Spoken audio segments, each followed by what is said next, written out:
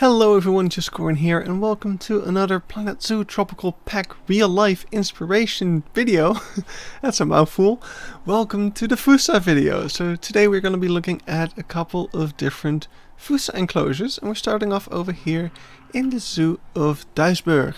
And Duisburg has a lovely little Fossa area over here. You reach this right after you get through an area full of different kinds of lemurs, so you're still in that Madagascar vibe. And we are greeted by this slight corridor through the bush, and you have these viewing areas, these glass viewing areas, into the Fossa enclosure over here, which is this it consists of 3 different compartments netted over enclosures with these kind of viewing areas, and I think it's really nice. Of course, these different compartments allow them to make the enclosure available to one or multiple Fossa, depending on what the group composition is. And yeah, over here we can see the Fossa going around the habitat. We can see a little gate in the back, which is their backstage, but they've got a little bit of elevation change, lots of climbing stuff, a little bit of water feature over here in the front, all sorts of things to keep the animal enriched and happy. So yeah, pretty cool. So that was the first viewing area we could see it from, and then currently the habitats were opened up so that it could get from that enclosure over to this one. So here we have the same Fossa still walking about at the second viewing area. You can see the glass is being a little reflective because of the position of the sun, but if you get close enough to the glass you don't see the reflection. So we can also see the keeper gate over there in the back. That's actually something that this Fossa was seemingly interested in. I don't know if it was about to get fed or something, but it was kind of tiptoeing. I don't know what the English word for it is. We call it polar bearing in Dutch. But yeah, it was kind of stalking the gate over there. And then there's one more viewing area over here as we go through this little bushy path. There's also this Fossa sign, which is a bit of a mascot sort of thing. I'm not sure if it's like a mascot of the zoo or just a fun little Fossa thing for this area. And there's also some education signs about Madagascar. And a last viewing area over here, which is actually different from the others. This is a piano wire view, so no silly reflections over here. There's actually just this lovely piano wire, which gives you a much more open sort of view. I do really like piano wire a lot, and we'll actually see more enclosures use this. I wonder if somehow 2 of the enclosures we'll see today inspired each other in some way, because the next zoo that we're going to be looking at is going to be Overloon. And here at Zooparc Overloon we have a similar situation. We just came out of the lemur walk-through lemur area, and we're greeted by this awesome sign talking about all the different threats that Madagascar faces, one of which is wild, or actually captive, dogs that are just released and form a threat to lemurs and Fossa, stuff like that. If you want to see more about those educational signs, I recommend checking out the full zoo tour that I did of Overloon. You can check that out in the corner. But over here we are at the Fossa habitat, and as I said, it's actually kind of similar to the one that we saw at Duisburg. I really wonder if there's some inspiration taken. We've got this netted over enclosure actually consisting of 2 compartments, like we saw earlier. And yeah, they've got a ton of little climbing areas. The Fossa are of course loving to climb on that stuff. This one is resting over here. It's just really cool to see them up on there. And yeah, I can't wait to see what these guys will look like in the game. I think it's going to be so much fun. But yeah, so tons of climbing, tons of lush greenery in here. I'm guessing the one at Duisburg would also have had that if it weren't for the fact that I visited in the winter. Because yeah, this habitat is also a lot less lush during the winter. But yeah, here we can see them just running around, absolutely having a great time. So there's also a little bridge over here, which is where the piano wire comes into play again. Another similar element there.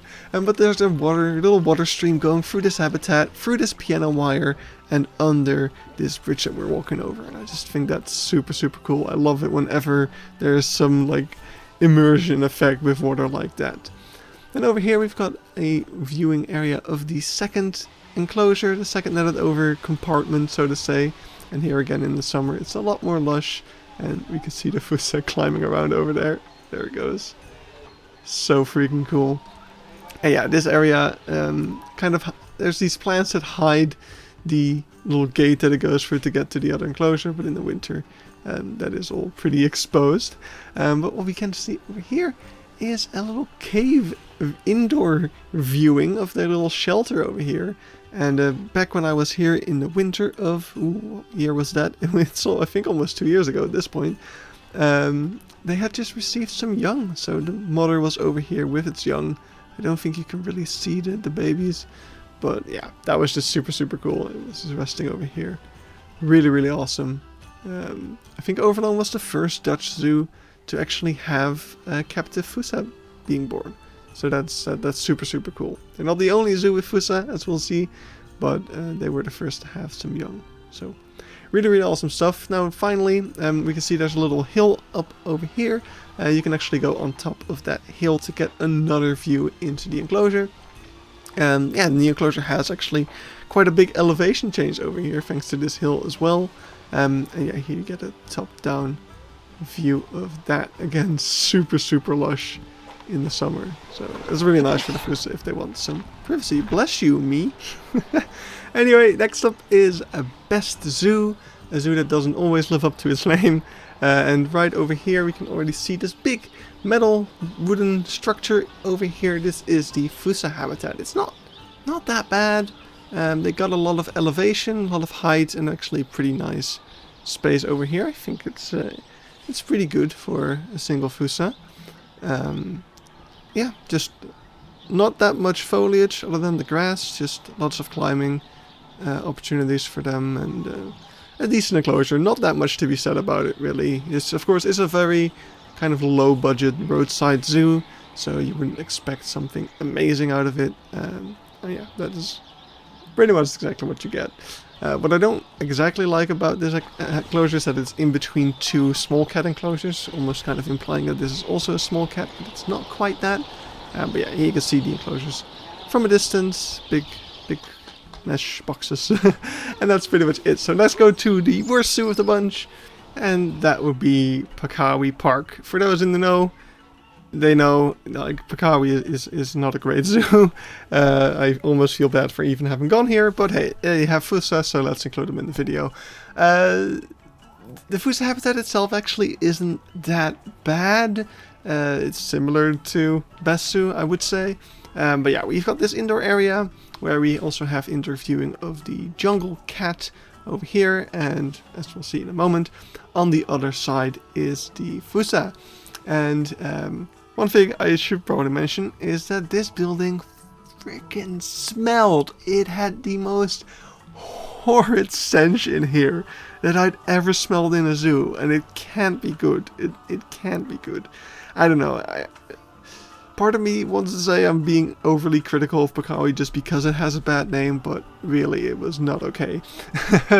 So yeah, they do have some nice climbing opportunities over here in this indoor area. It's actually quite spacious, considering that at the moment they only have like one or two, actually two, yeah, they have at least two Fossa, as we can see, one in the other enclosure and one in this one. From what I could tell in their history, they have had at least like 4 or even more Fossa at some point, which I'm not sure how I feel about that. But yeah. Over here on this kind of main street sort of thing, you can see some windows. Oops, sorry. You can see some windows on the left over here. I actually somehow forgot to record anything going through those windows, so yeah, we can't see much of it, but we can see we got a similar sized mesh enclosure over there, and there's a second one behind it. So we got kind of two BestZoo enclosures in one.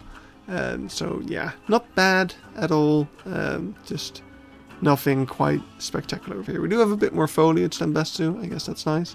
But yeah, that is pretty much it over here, what I have to show you from Pakawi Zoo. Oh hey, look, it's a African leopard.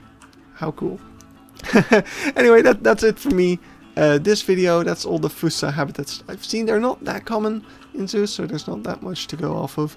But hope you got some inspiration from these things that I showed you. I hope especially from the first two, because those were definitely the nicest. Even though making netting like that is a pain. Absolute pain to do in Planet Zoo, but yeah, I'm rambling. I should wrap up this video. See you next video, where we'll be looking at some gibbon habitats, which are a lot nicer than this one, even though we are going back to Pakawi again. Anyway, see you then. Bye bye.